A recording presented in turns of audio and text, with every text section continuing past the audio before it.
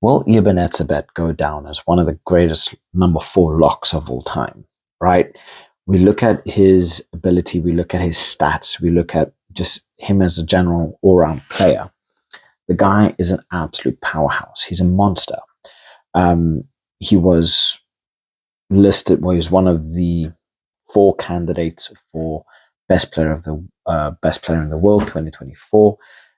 He lost out to Peter Steph which is understandable. But you look at him as a player being nominated, not the first time he was nominated.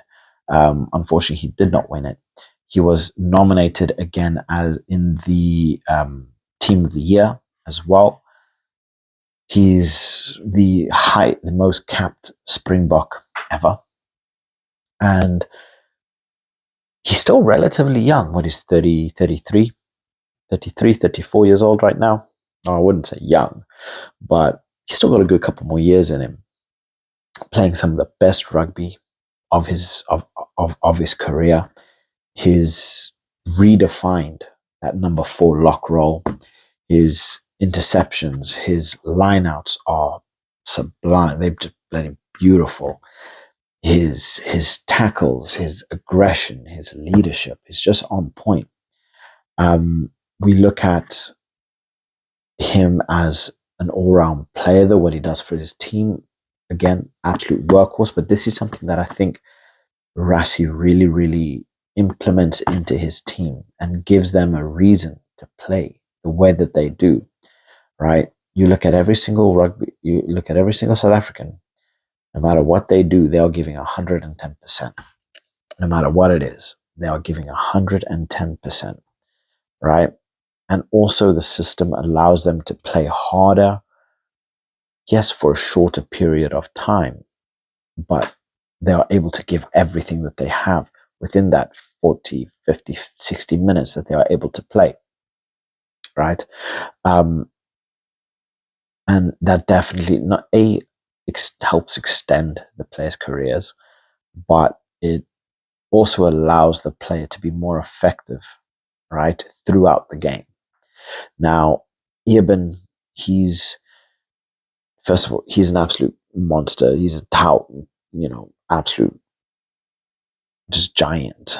I was like 6'9", 7 foot tall, 120 kilos. Guy's an absolute beast. So imagine going up against this guy. He is truly, truly scary. Then you look at his position in the scrum, just big legs, thick, just there to really, really give power. And we look at how strong the South African scrum is. It's absolutely ridiculous, right? And even then, you look at his positional play, you look at his offloads, they are pretty good for a player of his stature and what he actually brings to the game. Obviously, I do think in 2025, we are going to be seeing South Africa go against New Zealand in New Zealand, right? This is going to be a very, very big test. And it's going to be difficult, right? Because playing the All Blacks in their own town or in their own country, that's never easy at all.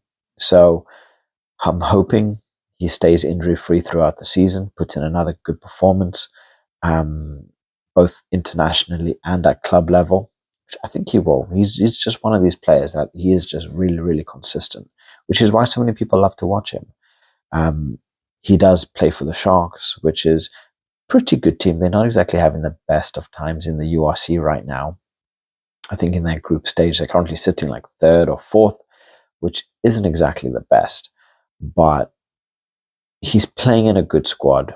There's a lot that he still has to give to the sport. Whether he's going to make it to the 2027 World Cup, it's still there to be seen. I think he will make the squad, but game time, it's still very much dependent. But knowing him, he's going to continue. He looks after his body. He's going to make sure he's in the best shape of his life, and hopefully he's able to, get that third World Cup win. But yeah, I want to hear what your guys' thoughts are. Do you think Eben Etzebeth is well, first of all, the greatest lock of all time, right? There are some brilliant locks throughout history, but do they compare up against Eben Etzebeth? What he has done over the past couple of years and the way he plays that number 4, right? That number 4 role. But on top of that, I want to hear who you think was a better number 4 than what Eben Etzebeth is, right? Let me know in the comment section below. I'd absolutely love to hear you guys' thoughts. And I'm always open for a conversation, right? So maybe if you guys think, oh, look, you're wrong about X, Y, and Z. Maybe you haven't thought about this, you haven't thought about that. Pop it in the comment section below. I'm constantly checking it. I'm constantly, replying to people.